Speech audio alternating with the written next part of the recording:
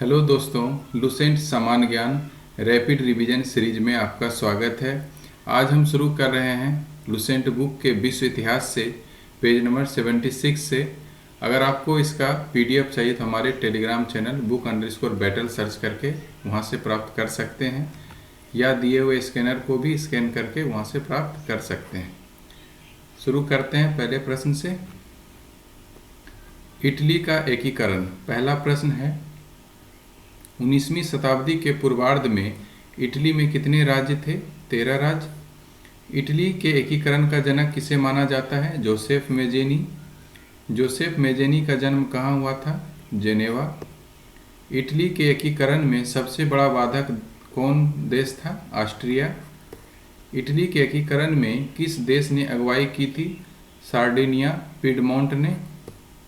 Italy की समस्या को किसने अंतर्राष्ट्रीय समस्या बना दिया? काउंट काबूर ने। नेक्स्ट, इटली के एकीकरण की तलवार किस व्यक्ति को कहा जाता है? गैरीबाल्डी।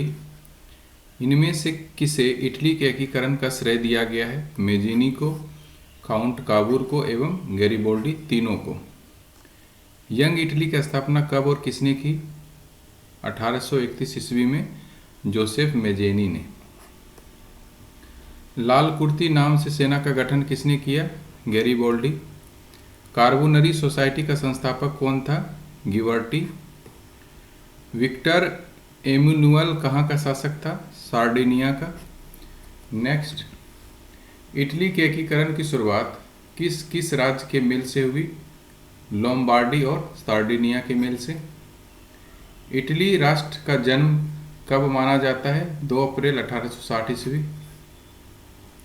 रोम को कब से संयुक्त इटली का राजधानी घोषित किया गया?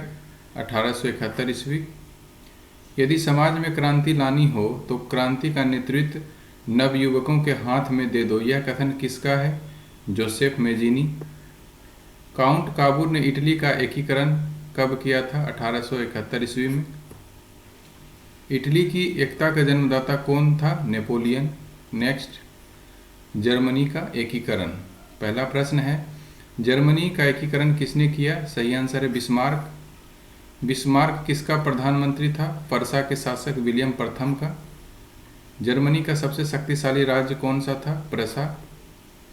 बिस्मार्क जर्मनी का एकीकरण किस राज्य के नेतृत्व में चाहता था? प्रसा। विलियम को जर्मन संघ के सम्राट का ताज कब पहनाया गया? 8 फरवरी 1871 ईस्वी को। बिस्मार्क को सबसे अधिक भय किस देश से था? फ्रांस। जर्मनी में राष्ट्रीयता का संदेशवाहक किसको माना जाता है? नेपोलियन बोनापार्ट को। नेक्स्ट, जर्मनी के आर्थिक राष्ट्रवाद का पिता किसको माना जाता है? फ्रेडरिक लिस्ट को। जर्मनी राष्ट्रीय सभा को किस नाम से जाना जाता था? डायट।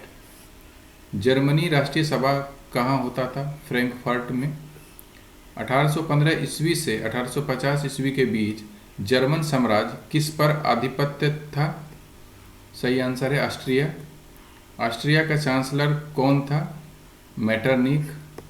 इनमें से किस किस दार्शनिकों ने एकीकृत जर्मन राष्ट्र के निर्माण में महत्वपूर्ण भूमिका निभाई? राके ने, बोमर ने एवं लसर नामक दार्शनिक ने। नेक्स्ट, फ्रैंकफर्ट संविधान सभा का गठन किस ईस्वी में किया गया? मई 1848 ईस्वी में। विलियम प्रथम के शासन काल में पर्सा का रक्षा मंत्री कौन था? वान रून नामक व्यक्ति। विलियम प्रथम के शासनकाल में पर्सा का सेनापति कौन था? वान माल्टेक नामक व्यक्ति। बिस्मार्क पर्सा का चांसलर कब बना?